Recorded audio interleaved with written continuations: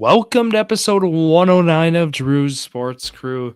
Here on this Monday night, myself, Drew Skyberg, bringing you the news in the sports world, more specifically the Wisconsin sports world.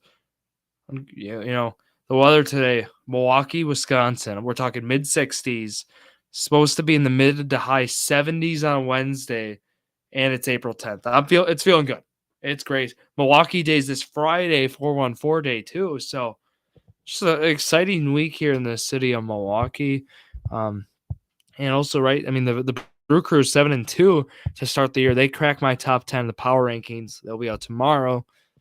But also, right, playoffs are starting up for basketball. Play-in starts, and we're going to be seeing the Milwaukee Bucks playing whoever they play, right? I'll go through my prediction on that later in this episode, but otherwise, yeah, myself, Drew Skyrick, back here again. Was at the Brewer game this past Saturday. Might go to an Admirals game this Friday. You know, a lot of sports here in the state, and really looking forward to it. But otherwise, announcements before we start. Looking at scheduling tonight, I'm bringing you episode 109. Tomorrow, 4:15, you bet, Journey Million is back. Episode 72. And again, that'll be Zach Rouse, Jared Vleski, myself, Drew Skyberg on tomorrow night. And then Friday morning, we'll be previewing a slate of DFS for Major League Baseball. It'll be a lot of fun.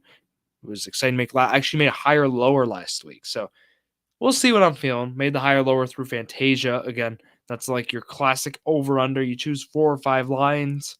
You actually compete then against other people. So it's really about looking for value. You're using fantasy points. So thinking it's still in the DFS setting, but we're just trying to find value in that aspect, but still we're taking the best players, right? We still are taking the players with the best value, players who we like in a normal DFS setting, just going to apply it to the higher lower. So that's what's going on this week. Again, thank you to Point Brewery for that episode. They'll be bringing me some root beer. So looking forward to that, but going through it. Where should we start? Milwaukee Brewers, Milwaukee Bucks. Let's go to the Milwaukee Bucks to start. And mainly we're going to be focusing on what is going on for the NBA playoffs. Right? I mean, the Bucks wrap up the regular season. These last 2 games didn't matter. So, when Lindell Wigginton's your leading scorer the last 2 games, you know the game was probably a meaningless game, right? And not to discredit Wigginton, right, gets signed back to the team and has a good end of the year in the minutes he's had, but he doesn't get minutes unless, right, there's some minute restrictions, back-to-backs, but it's good to see. And then we also saw Bobby Portis get named Player of the Week in the Eastern Conference, but losing those last 2 games, no biggie for the Bucks. Still finished 58-24, best record in all of basketball, right? Isn't that crazy? The Bucks have just been this dynasty that's rolling, and not many are talking about it, right? I mean, it's tough to do what Milwaukee's done. I saw actually a quote from Anthony Edwards a few days ago talking about just crediting right. I mean, whether the culture of the Milwaukee Bucks, and how that's kind of attributed to their success. I think that was really powerful stuff. But they're looking at the playoff bracket, right? I mean, the play-ins this week, and I broke it down last week. I actually said it incorrectly the first time. I corrected myself the second time. But what we're looking at is, right, with the play-in, here it is. So, right, the 7 and 8 play, the winner of that gets the 7 seed. But then the loser of the 7-8 game goes to play the winner of the 9 and 10 game, and the winner of that game then goes to the 8 seed. So basically, it's double elimination for the 7-8. So if they lose once, win the second time, they get in. But then single elimination. If you lose for Toronto, Chicago once, you're out, basically. So one of them, they have to go 2-0 to advance. Ideally, if you're the Milwaukee Bucks, you obviously want Toronto or Chicago. You preferably want Chicago to beat Toronto. You want to play the Bulls, right? The Bulls would be the most ideal situation, and we'd want the Bulls then to beat either Miami or Atlanta, right? I'd be fine with Atlanta. I mean, the worst case is you get Miami. You don't want Miami. or Toronto. I'd be fine with Toronto and Atlanta both finish 41-41. I think you beat all four of these teams in a series. It's just a matter of which one will be more difficult. I like the Bucks and even of course in the semis too against a team like Cleveland or New York. I like them in both of those in a 7-game set.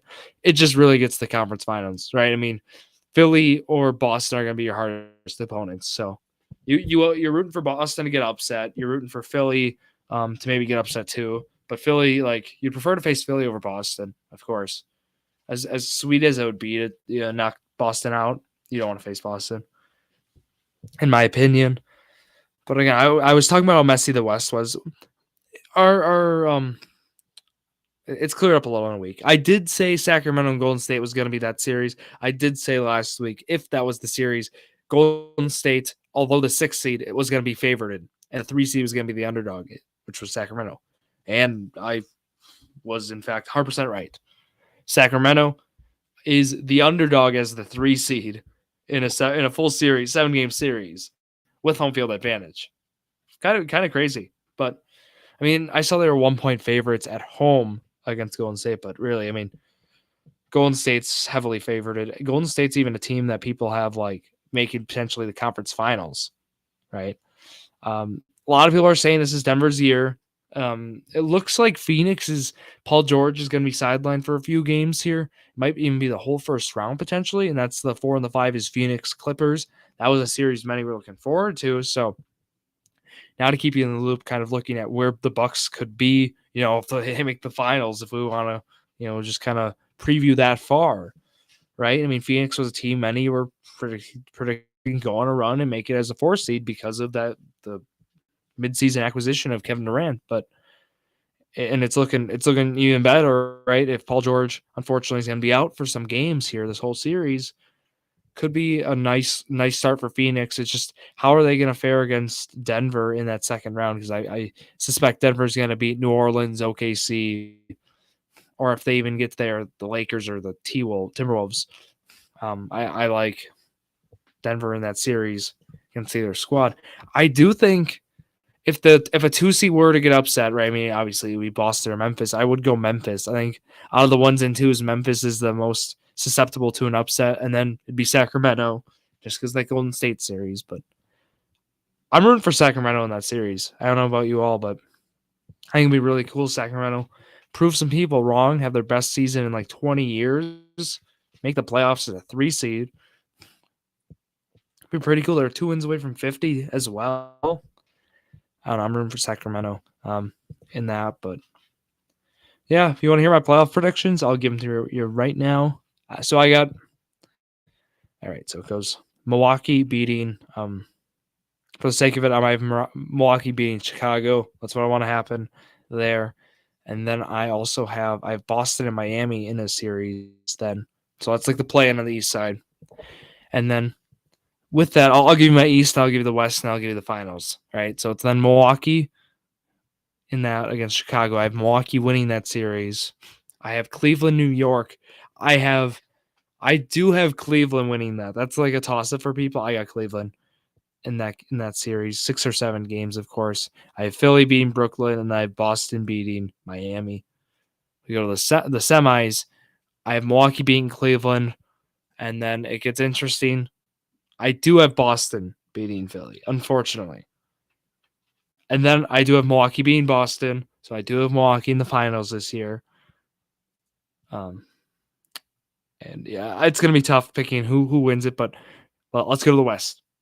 The West is again New Orleans, OKC in that play-in, and Lakers, Minnesota. So I have Lakers getting that 7 seed, and then I do have Minnesota playing the winner of New Orleans, OKC. I have New Orleans winning that. I have Minnesota. Although what's going on with that team, I do have Minnesota going the 8 seed, and I do have Lakers as the 7.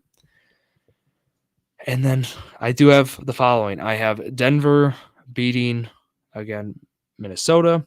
I have Phoenix over the Clippers. This 3-6 one. What am I going to do? I want to take Sacramento. I'll say Sacramento in this one. I'll say it goes 7. It'll be a fun series. And then here is where I'm thinking, call me crazy upset-wise. I got Lakers over Memphis. Lakers over Memphis in 6 or 7 is where I go upset crazy. What I'm rooting for is, which I'm afraid this might be the case for Sacramento. I would want Sacramento then to beat the Lakers in that series, and I would have Sacramento in the conference finals. Everyone's doubting them out. What if Sacramento proves some people wrong, make the conference finals? I want to compare it to that year when Trae Young made it to the conference finals, right? Trae Young and the Atlanta Hawks make it, and I'm not saying it'd be this is a fluke year for Sacramento, but it was that one year where they played phenomenal in the playoffs. And people get extensions, and then McMillan gets fired, right? I mean, it could be one of those 1-year things, right? 1 year of the conference finals and they played the Bucks tough that series. So I would want Sacramento there, Phoenix, Denver. This is where it gets tough. It's like, do you take Phoenix? Do you take the 1 seed in Denver? Do you take Phoenix? I'm gonna go Phoenix. I'll go Milwaukee Phoenix finals rematch again. Would be cool if Milwaukee won it again. I think so. So that's where I'd have my bracket. I think it'd be a 6-game series, Bucks in 6. That'd be like, not to sound casual at all, but like how this Bucks team's performed this year with Chris Middleton not being 100% healthy. I feel like this is one of those years where, I know the Bucks have had those years where they win 60+ games and falter, but honestly, this Bucks team's just been like the smooth ceiling, like this smooth roller coaster, right? It hasn't had any ups or downs. It's been just smooth. They're coasting, right? That's how they've done this year. They lose a couple, they'll lose 1 or 2 games in a stretch, and they'll just bounce back, win 5 or 6 in a row. They've been really consistent, and I feel like they're a team that in the playoffs, they get 1 loss, makes the series 2-1, whatever. They'll be just fine. So I feel like that's from this Bucks team what we haven't had in years past. Again, a more veteran team too. But I feel pretty good about the Bucks winning all this year. Which maybe I shouldn't feel that good, but how the Bucks have performed this year, they haven't really, struggled against an opponent throughout the year. I know Boston, kind of an exception, but they played well at home. They played pretty well on the road. So there's my playoff preview. Having again a Bucks Phoenix rematch. There's some surprises though in there. Lakers upsetting Memphis, Sacramento the conference finals in the West, the East. The surprise is Chicago going to the 8th seed, winning 2 games to play in. I feel like otherwise, a surprise you could have is that 5-4 upset. But I don't see Brooklyn beating Philly. I don't see it. So that's where I'm at. There's the playoff talk. And I'm looking forward to it. Playoffs are fun. Basketball's fun. It'll be fun. Playing again starts tomorrow. April 11th through April 14th. Okay, let's go to the Brewers. They're 7-2 right now. Is the story. We talked all about the rookies, right? This year, or so far last week, and right, that's continued. Playoff odds for the Brewers have increased. They're giving them an 82.4% chance right now to make the postseason, 3% chance to win the World Series. So, what do you think about that? Pretty cool. The leaders in WAR. So right now it's Willy Adames, 0.6 WAR, Freddie Peralta, 0.6. Brian Anderson, 0.5 WAR. Brandon Woodruff, 0.5. Joey Weimer, 0.5. Garrett Mitchell, 0.5. This might surprise you. Christian Yelich at 0.4, along with Bryce Terrain. There you go. There are your WAR leaders. No, but really, talking about who's hot, who's not to start, we know Brian Anderson's been hot. We know Garrett Mitchell's been hot. Willy Adames. And this is kind of a theme. Brewer preview, Justin Brenner and I talked kind of with Willy Adames, that uncertainty with kind of his extension. And we kind of alluded to he might have one of those contract years where he's going to go absolutely berserk and he's going to get paid. So considering how Swanson got paid, he might have a career year. He might go for 35 home runs. If they don't extend Willy Adames, we're going to be in trouble. That's kind of why, it's tougher to rank the Brewers higher. It's just, at least this year, it's just like the player, a fear of them even trading to the players this year. They trade Hader in a push last year. There's just that uncertainty. And I'm not too worried about Corbin Burns. He's historically has been a guy who needs some time, in the spring months, when the colder weather doesn't perform as well. A late starter, I'm referring to. But right now, I mean, the leader of the staff has looked like Freddie Peralta and Brandon Woodruff. Those two together have been phenomenal. Lauer's fastball velo was the story on Saturday, the game I was at. Averaging around was like 90.8. It was like one of the lowest average fastball velo averages for his time in Milwaukee, which we talked like last year's velo was up 94, 95 in some starts, and it's already down to 9. Like I'm worried for Eric Lauer. I'm worried for this Brewers rotation, like the back end. Miley's gonna be consistent. Not to where I Wade Miley, think Brett Anderson is kind of where I'm like consistent. Maybe he's not going to give you those great, like those really, really dominant starts, right? He's not going to go long into games, but he'll give you those good starts.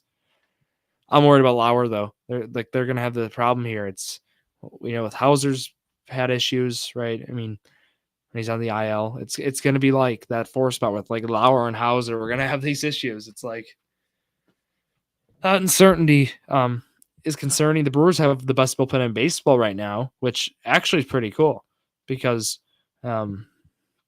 thinking about it, like it's like 2018 vibes. Like there's some guys who are playing real or pitching really well right now. I mean, like Strzelecki's one, hasn't given up a run yet. Bryce Wilson's done well this year. Talked about him. Gus Varlin's been doing well. Hobie Milner, Matt Bush, Joel Payamps, Devin Williams, those guys mainly, and then also Javi Guerra. I mean, the whole. I just named the whole bullpen. I mean, kudos to all those guys. I guess if you're looking like terms of dominance, who's done like the best? It's been. I mean, it's really been Payamps. Although the ERA, he's given up a run, but the strikeout numbers have been good. I mean, hits allowed. I guess it's probably Strzelecki and then Payamps. Like those guys, just Strzelecki's gone 5 innings, 2 hits allowed. Strikeouts aren't really there, but he's really limited hard contact. So really nice to see from Strzelecki and this Brewers bullpen in general. So, and again, we know Ashby's going to be shut down for nearly the whole year. So that's unfortunate. We're wishing Aaron Ashby the best, of course. Otherwise, this offense has actually Christian Yelich has an OPS of 105, so he's playing above league average right now. But the other guys is Anderson, Mitchell, Thomas Terang, Weimer's streak ends. His hitting streak ends to start his career at 7. It was, but this offense has been very good. Tellez has actually been a slow starter. We learned Luke Voigt on Saturday cannot be playing first base.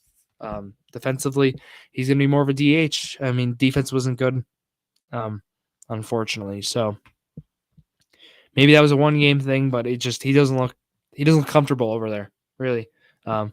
So they're gonna have to use him at the DH, or it's gonna be, it means a lot, like having to play him there. Like it's gonna mean a lot for like the defense, really. I mean, even like think about when Corbin Burns is pitching, Wade Miley, guys who rely on balls in play. And I say Burns doesn't really, but the ground balls he induces ends up being a factor for that. So anyways, Brewer Prediction Challenge is up. 7 games this week.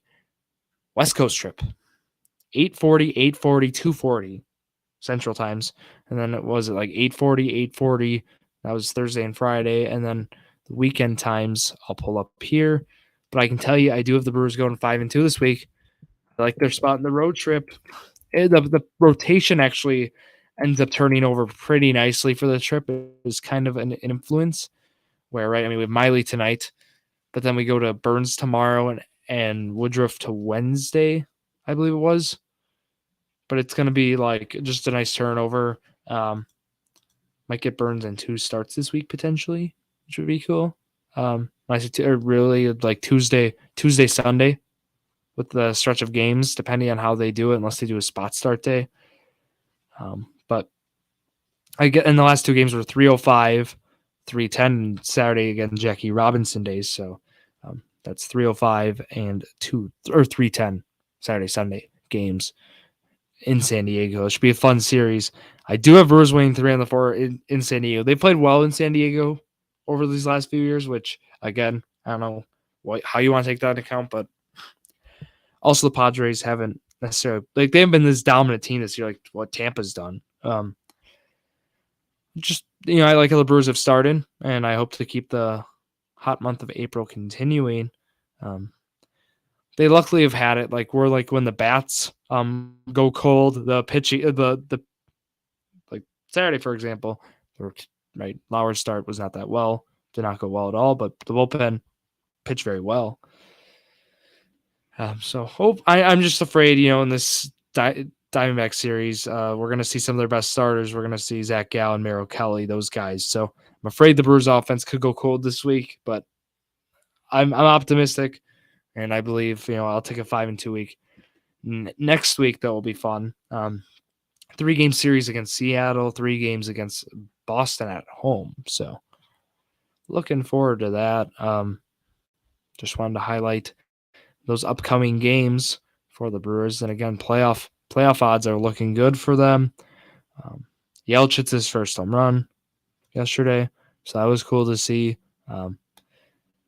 Otherwise, I mean, we're waiting on like guys like Sal Frelick, which I'm wondering when will that happen and how will that happen. Like Tyrone Taylor's gonna be coming back soon, but like Frelick looks more than ready, and I think Frelick is a more intriguing prospect even than Weimer. But I mean, Weimer's played very well, so not to discredit Weimer at all. He gives me again Corey Hart vibes. I've talked about that before on here on the show, but really hope they find a spot for Frelick because they'll have to because how well he's done in the minors so far, and then of course when Jackson Chourio gets up, the Brewers have a good problem. It's a lot of this depth, which I remember talking about in 2021 even with Jackie Bradley Jr. It was they had 5 or 6 outfielders, they had 3 spots. Worked out well. They were able to utilize guys. Bradley Jr. has a tough year and end up moving more into a bench role, and that team wins the division. So need to have something like that. And Brewers, just this series this past weekend, not to just rattle on about things, but this series this weekend against St. Louis was actually a really good thing for the Milwaukee Brewers, where we saw that although that Cardinal team has a lot of talent offensively, that rotation is not good. I mean, Jack Flaherty isn't the same player he was even 4 years ago. I mean, and again, he's gone through some injuries, hasn't been ideal, but I wasn't too impressed from what I saw to St. Louis. They got some guys in the bullpen, right? I mean, they always do. Gallegos, Hicks still, Helsley. I mean, they'll have those guys, but just going through kind of how their team is, Adam Wainwright's last year, not too like he's topping out at 90 right now, so it's like not too much concern with that, but I want to pull up kind of how their rotation's doing as well here. But against some other guys like Jake Woodford starts, Jordan Montgomery pitched well on Saturday, Michaelis, but I can't see Jordan Montgomery giving you starts like he did on Saturday consistently throughout the year. He was nearly perfect Saturday. And also the Brewers struggle against left-handed pitching, so that's another thing, how we really don't know. That's where like guys like Montgomery and Matz have been affected, but Michaelis hasn't done well against the Brewers historically, and not sure how many years for him he's going to be going with how it's gone, kind of how he is as a pitcher. Not sure how he's going to age, but guys like Jake Woodford or like they're bottom of the rotation's not Brewers certainly have the rotation advantage. They're already there. They're 3-6 to start the year. But I don't know, like the outfield, like Jordan Walker, he's phenomenal. Talented rookie. This outfield isn't really that. Dylan Carlson hasn't lived up to the potential. Tyler O'Neill has had some issues these last few years. I guess like Alec Burleson's been okay, but he's more of a bench guy. He's kind of slotted into an everyday guy now with how like international DH or right. The league-wide DH and such. So this team's certainly been interesting. Cardinals came in again being like Vegas pretty consensus favorites to win the Central, but even after a 3-6 start, like 9 games in the year, it's already kind of gone more the Brewers' way, even though Cardinals are still up there in the mix. Brewers win the division, I'm happy, and I don't want to say I underestimated the team. It's just I had them more as like one of those last two spots for the wild card game, just because of how good the National League is this year. So that's where I was at and I've been at. I'm rooting for the Brewers. Again, they cracked the top 10 for me this week. I started them the year at I had them at 12. So I still had them as a playoff team, but moved them up to 11 last week. Have them now. You'll see in the top 10. You'll see where tomorrow. So check that out. But otherwise, that's all I had to discuss here again on this Monday night. And follow and check out at Your Sports Grunt, Instagram, Twitter, and TikTok. Have, of course, all my rankings, all those player predictions and team predictions all on there. Whether it's Instagram or TikTok or YouTube Shorts, you'll find it all there. And again, I want to thank you all for listening to another episode of Drew's Sports Crew, the perfect podcast for you.